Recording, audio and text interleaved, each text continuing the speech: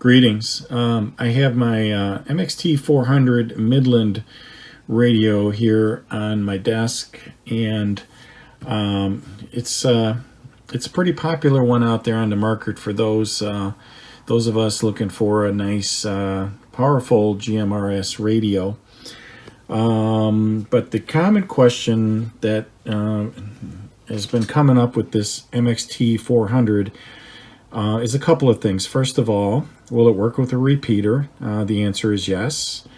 If the repeater uses a split tone, meaning a different tone for transmit and receive, will the Midland MXT400 support that? Initially, I thought that the answer to that was no, but it turns out that it will support that. And also, most Midlands are considered to be narrowband. Can it be adjusted to wideband so it'll work optimally with a repeater? So the answer is yes. And actually, you have more control of this MXT400 than just the button menu. Actually, there is software that can be downloaded and used to program this radio, which I'm going to show you next. Okay, so first of all, if you go to Midland USA's website, and in the search bar type DBR1, it'll return the search result for the programming cable. There's also mention of some programming software here, but that's not actually for the MXT400. I will post a link to that software so you can download it.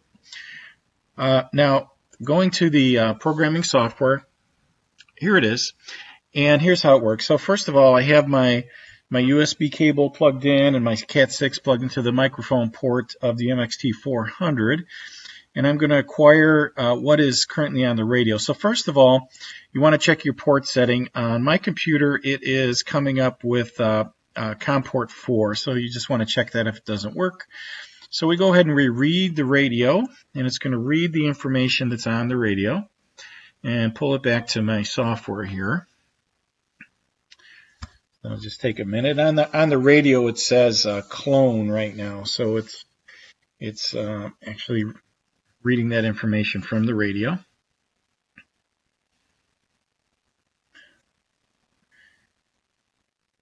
Okay, that is done.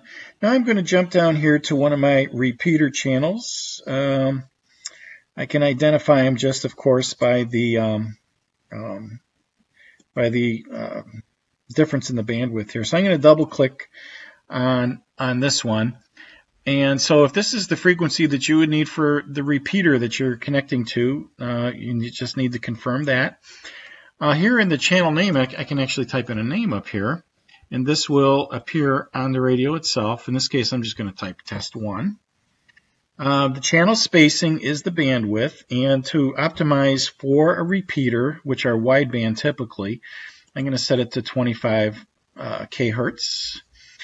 My CTS or DTS decode, I can select either CTCSS or DCS. In this case, I'm just going to say my decode is CTCSS, and I'm going to set that, and then I'm going to pretend that my DCS is actually different in this case, just to show you that that's possible, and I'm going to set that. Okay. There's some other options down here I'm not too concerned about. One thing I do want to enable is the Compander mode, which is a Midland feature that is supposed to pull voice out of static and make it more understandable. So I want to see how that's going to work out. Okay, so with just those settings right there, I'm going to say OK, and I see them now on my list over here. Also, I can change the power mode, you know, if I so desire. I have noticed that high power really takes a lot of current draw, and the radio gets pretty hot, so you might want to change that to middle level power, which gives you about a 25 watt output. So we should be set to go there. So now I'm going to write this to the radio just by clicking Write to Radio. Say OK. Write this to the radio, and we'll take a look at the radio next and see how it looks. Okay, so back here at the MXT400, you can see that the actual channel name is appearing on the radio. Test 1, that's what we typed in. We did set up CTCSS and DCS squelch.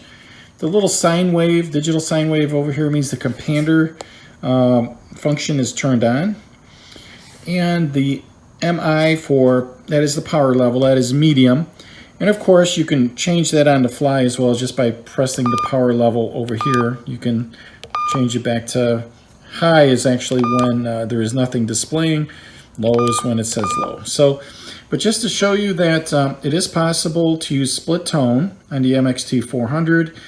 It's possible to set the bandwidth and also have a channel name displaying on the display. Okay, have a great day.